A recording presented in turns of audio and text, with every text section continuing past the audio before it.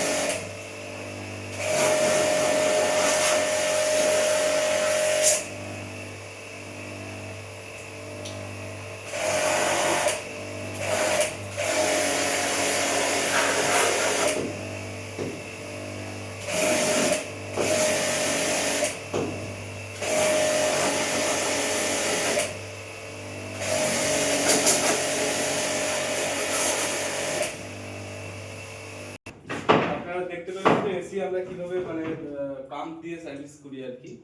তো এটা সবসময় জল দিয়ে সার্ভিস করাটা বেটার।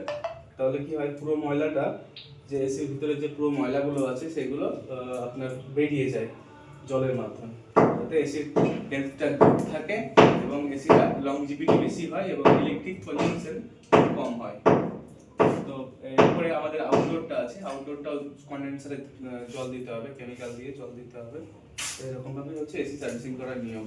যাদের বাড়িতে এসি আছে তারা নিয়মিত মাসে মানে আপনার বছরে হলে দুবার সার্ভিসিং করাবেন, তাতে আপনাদের এসির হেলথটা খুব ভালো থাকবে।